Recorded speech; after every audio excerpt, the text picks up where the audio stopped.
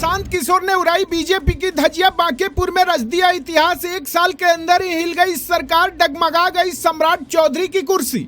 जहां पर बीजेपी को था सबसे ज्यादा गुमान, वहीं पर टूटा गुरूर। इसीलिए जीत मिली प्रशांत किशोर को, लेकिन लालू यादव के लिए आई अच्छी खबर, तेजस्वी भी साथ। आखिर क्यों हारी बीजेपी, आप भी देख लीजिए। कितना भी पकड़ लो, फिसलना जरूर है। ये वक्त है साहब, बदलता जरूर है। जिस बांकीपुर सीट को बीजेपी का सबसे अवैध किला माना जाता था, जहां बीजेपी को अपनी जीत पर सबसे ज्यादा गुमान था, आज उसी धरती पर जनसुराज पार्टी के संस्थापक प्रशांत किशोर ने वो इतिहास रच दिया है जिसने बीजेपी का गुरूर तोड़ दिया है। प्रशांत किशोर बीजेपी उम्मीदवार को पछाड़कर हजारों वोट की भारी बढ़त के साथ इतिहास रच गए हैं। लेकिन इस नतीजे ने न सिर्फ सम्राट चौधरी की कुर्सी हिला दी है, बल्कि लालू यादव और तेजस्वी यादव के खेमे में भी भारी खुशी की लहर है। आखिर प्रशांत किशोर ने बीजेपी के इस मजबूत गढ़ में इतनी बड़ी सेंध कैसे लगाई? वो कौन सी बड़ी वजह है जिसके चलते बीजेपी को अपने ही घर में इस करारी हार का सामना करना पड़ा, और इससे तेजस्वी को क्या फायदा होगा, चलिए जानते हैं। सबसे पहले बात करते हैं चुनाव आयोग के उस फाइनल आंकड़े की,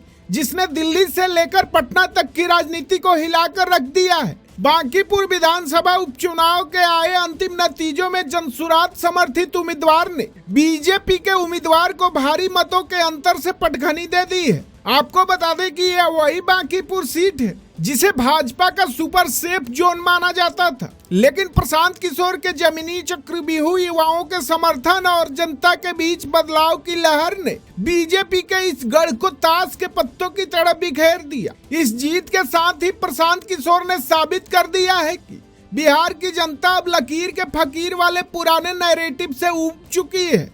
वह विकास के नए विकल्प को चुनने के लिए पूरी तरह तैयार है। अब जरा लॉजिक के साथ समझिए कि आखिरकार बीजेपी अपने ही सबसे मजबूत घर में चारों खाने चीत कैसे हो गई। राजनीतिक विश्लेषकों के मुताबिक इसके पीछे दो सबसे बड़ी वजह रही। पहली वजह थी शहरी वोटरों की भारी बेरुखी। इस उपचुनाव में बांकीपुर में मात्र 34% के आसपास ही मतदान हुआ, जिसका साफ मतलब है कि बीजेपी का जो पारंपरिक मिडिल क्लास और व्यापारी वोटर है, वो महंगाई, बेरोजगारी और स्थानीय समस्याओं से नाराज होकर इस बार वोट डालने ही नहीं निकला।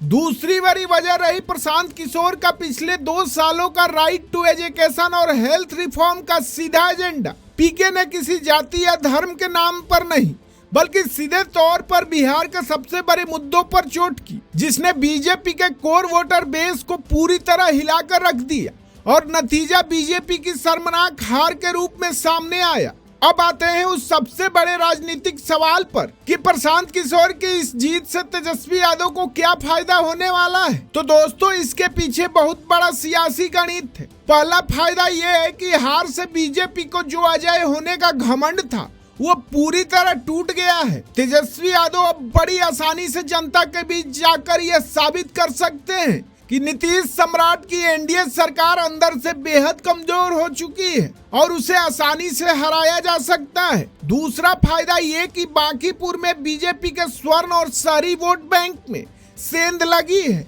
जिससे बीजेपी बैकफुट पर आ गई है। जब बीजेपी कमजोर होगी तो आने वाले विधानसभा चुनाव में तेजस्वी यादव के लिए एनडीए सरकार को उखाड़ फेंकना और अपनी सरकार बनाना काफी आसान हो जाएगा। प्रशांत किशोर की इस ऐतिहासिक जीत और तेजस्वी को मिलने वाले इस फायदे पर आपकी राय क्या है? क्या लालू यादव अब खेल कर पाएंगे? हमें कमेंट में जरूर लिखिए।